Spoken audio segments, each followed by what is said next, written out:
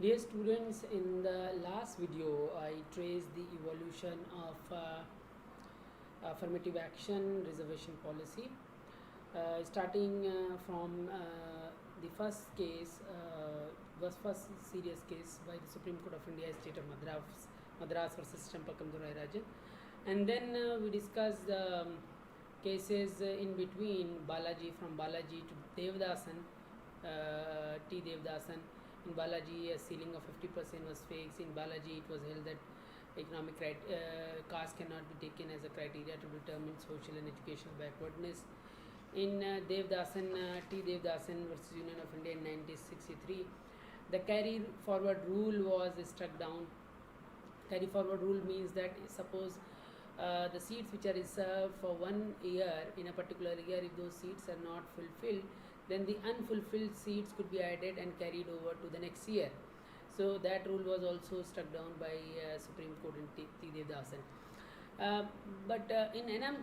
Thomas versus Union of India, clear departure was made by the Supreme Court.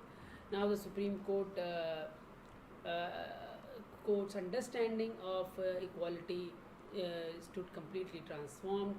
It did not treat affirmative action or reservation in favor of scheduled castes, scheduled tribes, and other backward classes as an exception to Article 15 Clause 1 and 16 Clause 1.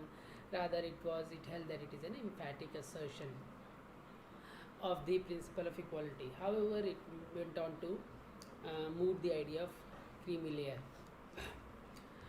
In Akhil Bharatiya Soshit Karmachari Sangh versus Union of India in 1981, again the position taken by 9 judges bench of N.M. Thomas was by and large followed, and Supreme Court supported the thesis that no limit can be placed on the quantum of reservation. No maximum limit is possible. It has to be proportionate. We'll have to see what population of the socially and educationally backward classes is excluded from the fruits of development from education sector, and then the state is free to decide the quantum of reservation irrespective of this 50% ceiling laid down in M.R. Balaji. And all these cases, mind you, they took place in the backdrop of reservation being provided by state governments. Union of India, despite the presence of Article 15 Clause 4 and 16 Clause 4, did not make any move to increase the representation of socially and educationally backward classes in educational spaces or in state services. The reservation for scheduled castes and scheduled tribes although was going on, and in the states the other backward castes because they were making themselves strong claims, particularly in the southern states, which really influenced the change in attitude by the Supreme Court of India. In fact, this change in attitude by Supreme Court in N.M. Thomas can be very well traced to the social movements which were taking place around that time in the state of Maharashtra, in Karnataka, Tamil Nadu, Andhra Pradesh, where agitations were going on for inclusion, for opportunities to study, to educate, and then also to serve in the state. In fact, the judgment of N.M. Thomas, Justice V.R. Krishna Iyer, goes on to recognize that the writing on the wall is clear. If we do not accept the legitimate claims of socially and educationally backward classes, those caste groups who have been historically persecuted, discriminated, excluded from education and from power structures, they have to be incorporated, they have to grafted in. Otherwise, the words used by Justice Krishna Iyer were that something of a Black Panther can emerge in India, and it can break down the wall, it can break down the structure completely. So it was in a way a reluctant change in attitude by under pressure from social groups and their agitations. But it is nevertheless a very welcome move because it was a 9 judges bench. It had to hold the field for some time. And all these discussions again were only with respect to state governments, because some of the state, not all state governments, but some state governments did take initiative to give effect to Article 15.4 and 16.4 with respect to the representation of socially and educationally backward classes.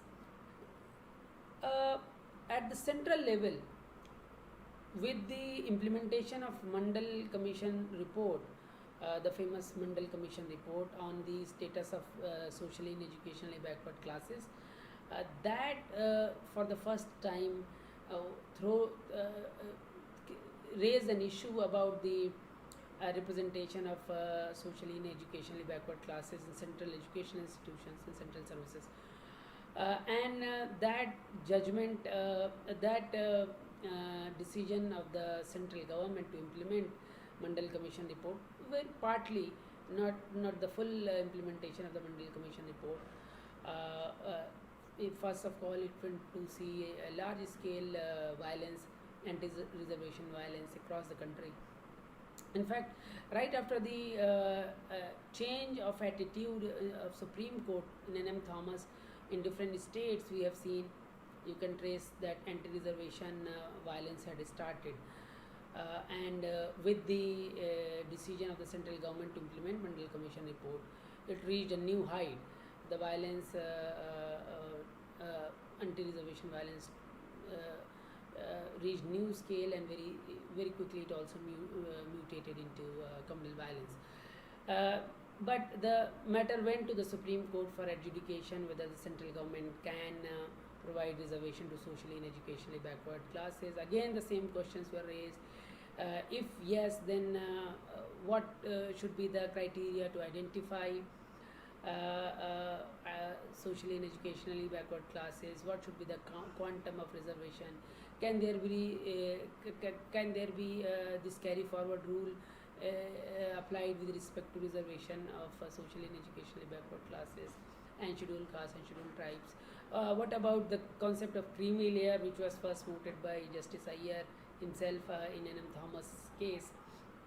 All these issues came up for discussion, for decision by the Supreme Court in Indira Sahni versus Union of India. This is also popularly known as the Mandal Commission case. In this case, the Supreme Court, the 9 judges bench of the Supreme Court, finally very authoritatively settled that on the question of determination of socially and educationally backward classes, that caste can be an important criteria, and in fact it can in some cases become a sole factor in determining the social and educational backwardness in combination with poverty. And poverty but alone cannot be such a criteria. So on this point, Supreme Court went on to overrule the Balaji, M.R. Balaji judgment. If you recall in the last video, in M.R. Balaji, Supreme Court had said that caste cannot be a predominant criteria for determination of social and educational backwardness. So Supreme Court in Indira Sahni overruled Balaji on this point. Then Supreme Court went on to hold that the barring special circumstances, extraordinary condition, reservation cannot exceed 50%. So on that point, Supreme Court went on to affirm M.R. Balaji judgment and the Devdas Singh judgment, and it overruled N.M. Thomas and Akhil Bharatiya Soshit Karmachari Sangh judgments. But the Supreme Court further overruled T. Devdasan case on the point of carry forward rule. Supreme Court said that carry forward rule will be valid as long as this ceiling of 50% is not breached. So T. Devdasan was overruled, but then another condition was applied on it, which is 50% ceiling. So if there is a 50% ceiling, then it defeats the purpose, because if the total quantum of reservation for every current year is 50%, then how do you bring backlog vacancies under reserve categories? So that was one controversy which subsequently led to the amendments in the constitution. However, Supreme Court did accept that 15.4, 16.4, reservation, affirmative action, special provision for socially and educationally backward classes. It is not to be treated as an exception, rather it must be taken as a facet of equality. It must be treated as an act in furtherance of equality, rather something which can undermine equality, or which is to be then therefore taken as an exceptional measure. No, affirmative action in the form of reservation goes on to expand the boundaries of equality, and therefore it is very much included under Article 15 Clause 1 and 16 Clause 1. But another point, Supreme Court held that concept of creamy layer, which was mooted by Justice V.R. Krishna Iyer in N.M. Thomas case, that concept of creamy layer has to be respected when it comes to the reservation of socially and educationally backward classes. So you see a very peculiar situation being created by the Supreme Court. At one stage, it says that if in a particular year vacancies are not filled, reserve seats are not filled, then they cannot be carried forward. But they cannot be carried forward, particularly with respect to.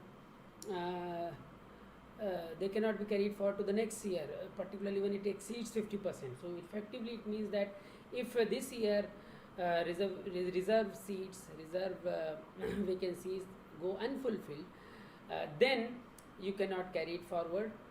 But every year the government, the state must apply the concept of creamy layer on OBC. So you see practically what does it mean. This year the government will apply concept of creamy layer, which and says up there is 27% of reservation of socially and educationally backward classes. So and this year the seats are not fulfilled, vacancies are not fulfilled, only say 15% seats are filled. Then it cannot be carried forward. Next year, the exclusion itself of the creamy layer may have resulted in the non-availability of candidate for OBC category. So you see, it's a double-edged sword. On one hand, concept of creamy layer was imposed by the Supreme Court, and on the other hand, carry forward rule was not expanded to include really socially and educationally backward classes. Although concept of creamy layer was not accepted with reference to scheduled castes and scheduled tribes. So that in a way again a dilution of social democracy, possibilities for socially and educationally backward classes whose representation in central universities and central government services was very, very low, very pathetic, very poor, as brought out by the Mandal Commission report. So this was a 9 judges bench, but it did go on to settle some major controversies about the criteria to identify socially educationally backward classes, number one, and the quantum of reservation. Thereafter, Supreme Court, the Parliament was in a way compelled. Another point which was laid down in Supreme Court, it was held in Supreme Court, that there cannot be any reservation in promotion. So carry forward rule and reservation in promotion, two things were excluded by the Supreme Court in Indira Sahni versus Union of India.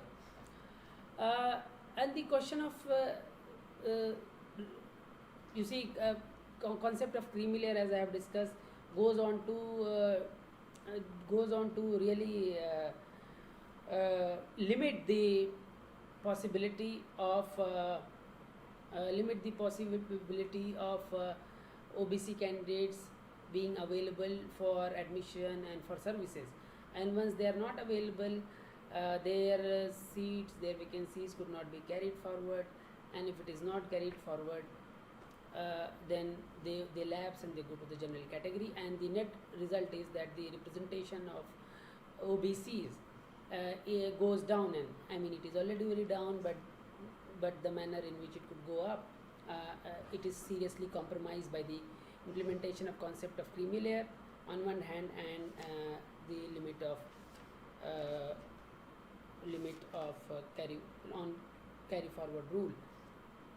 the striking down of no promotion, reservation in promotion, again it has to do with very important conceptual issue, which is that if you look at reservation as a poverty elevation program, then it may appear that it is that reservation in promotion uh, uh, is not to be allowed, or the concept of creamy layer is a very welcome concept, that those who are better off within the reserve categories, they should be excluded. But the idea behind reservation was never elevation of poverty alone. I mean, whenever a government or the state takes measures for elevation of poverty, then it has to undertake those measures across categories. I mean, the government cannot say that we will address the problem of poverty only with respect to this class, with respect to SC, ST or OBC alone. Poverty elevation program goes on to address every constituency who is below a particular income threshold. The concept of reservation, the concept of affirmative action, is a principle of representation to make democracy really a democracy. Therefore, there is an acknowledgement that spaces in states power structure is limited, and every segment of the society must have a voice. The decision making table must provide sufficient chairs for different segments of society. That's when we have a democracy. Therefore, otherwise it is just an aristocracy, a few caste groups or few small sections of society who are socially and educationally advanced, who are culturally very well equipped, financially better off. They can go on to govern, they can go on to rule, they can go on to dominate. But in that situation, we will not have a democracy. It will just be an aristocracy. So, the principle of representation, which is in our country implemented in the form of reservation, is for make democracy really meaningful. So when from that perspective, when you look at reservation, then it is reservation in promotion which is all the more important. Why? Because it is through promotion that socially, educationally backward classes, the scheduled castes and scheduled tribes, can for the first time have a say in decision making, in policy making. So representation is one issue, one object of reservation, which can make democracy really a democracy in real sense of the term, and not relegate it into an aristocracy. The second object is that when on the decision making, historically marginalized sections, vast population of society who have never had any say, if they are sitting on the table, then the problem can be addressed better, right? So 52% OBC, that's the other backward classes, that's the estimate of the Mandal Commission, and if you add 15% of scheduled castes and scheduled tribes of around 7%, 7.5%, so you are looking at close to a figure close to 85%. So if that such a huge class is absent from decision making, say absence from higher bureaucracy, absent from the cabinet, absent from Supreme Court, absent from higher academia, absent from high courts, then their problems can, and the designing of policies to address their problems is not really going to be very helpful. And this is one of the reasons why the socio-economic indicators, whenever our country is ranked on socio-economic indicators, we top from the bottom, because those people who are really facing the problem, they hardly had any say in the designing of the policies which can solve their problem. So another major object of reservation or of affirmative action is to bring different segments of society on the table, on the decision making, and therefore representation at the highest level is more important than, you say, reservation in 4th grade services or 5th grade D grade services. It is in first class services. It is in the Supreme Court, it is in the High Court, it is in the at the secretariat level, senior secretariat level, where you need to apply reservation. Otherwise, reducing reservation and affirmative action to the level of poverty alleviation program does not really make any sense. That's when you that's when the concepts of creamy layer they get legitimacy, or provision against promotion, reservation against promotion, that become looks up, it appears legitimate, but it really is not legitimate. Once you find out the object and purpose of reservation affirmative action, then it appears that the concept of creamy layer is a very problematic concept. Some of it was acknowledged, and the refusal to have reservation in promotion is also very problematic, because then you can't ensure representation of the weaker section, the vast majority of the people in decision making, in policy designing. So the parliament, acknowledging this fact and coming under pressure from different social groups which were launching movements to have a relook on these problematic aspects of Indira Sahni judgment, by way of 77th Amendment Act in 1995, Clause 4A in Article 16 was added, whereby this requirement of reservation carry forward rule, reservation in promotion basically was reservation in promotion was made possible with respect to scheduled castes and scheduled tribes, although it was not extended to OBC. OBCs were not covered.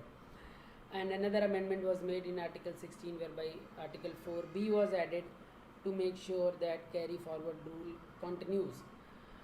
And the constitutional validity of these two clauses, 16(4)A and 16(4)B, was challenged in M. Nagaraj versus Union of India. And in M. Nagaraj versus Union of India, the Supreme Court went on to uphold the constitutional validity of these two provisions, and applied the width test, the identity test, and held that these two clauses do not violate the basic structure of the constitution. However, even after this judgment, another problematic aspect was the judgment of Pradeep Jain versus Union of India, whereby it was held, and Dr. Preeti Srivastava versus State of MP, where it was held that in super specialization courses and in very senior positions, reservation cannot be provided. I think this is erroneous understanding, wrong understanding of affirmative action. It is only at the places which are really involved in decision making, in designing of policies, where affirmative action and reservation can play an important role. In this is the background, this is the history from 1950 till Indira Sahni and till the amendments in the constitution. I will take up in the next video. I will conclude the topic and discuss the recent cases which have been delivered by the Supreme Court of India with respect to affirmative action and reservation policy carried out under Article 15(4) and 16(4). Thank you very much.